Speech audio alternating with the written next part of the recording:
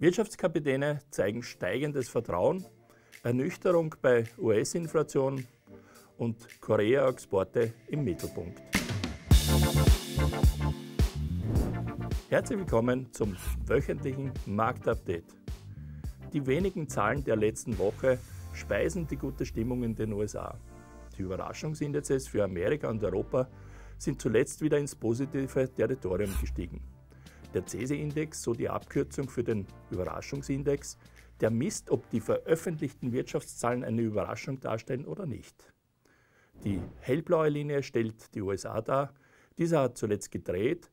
Europa, die dunkelblaue Linie, verbessert sich schon seit geraumer Zeit, während die Emerging Markets in Grau langsam absinken, was den Überraschungseffekt betrifft.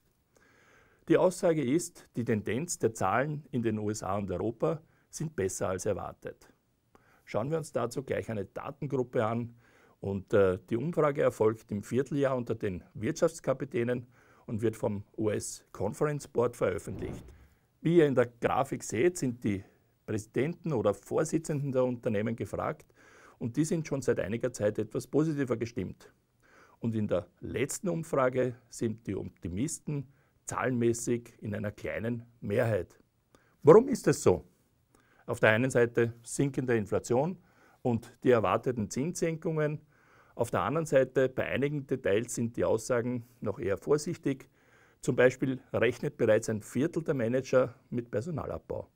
Andererseits geben 51% die Wahl im November als größte Herausforderung an. Dazu passend ein erster Zwischenstand bezüglich Präsidentschaft. Aktuell liegt Joe Biden mit rund 44% knapp hinter seinem republikanischen Herausforderer. Aber kehren wir zurück zu den Umfragen. Eine Etage tiefer sitzen die Einkaufsmanager und die neuen Aufträge in der Industrie stiegen auch hier über die Marke von 50.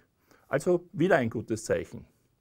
Was kann diese Partystimmung stören und wie sieht es mit der Inflation für Jänner 2024 aus? Die 3,1% Gesamtinflation waren zwar etwas schlechter als erwartet, blieben jedoch unter dem letzten Wert.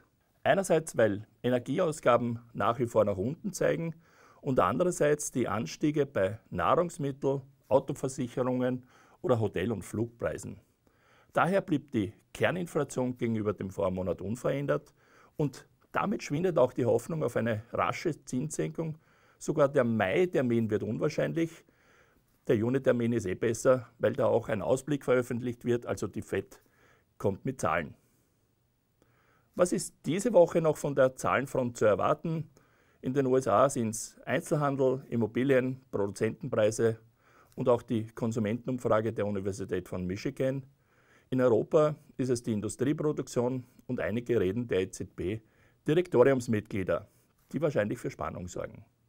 Über einen Punkt bin ich in den letzten Tagen gestolpert, nämlich über die Exportzahlen Koreas. Korea ist einerseits bekannt für Automobile und andererseits für hochwertige Chipproduktion.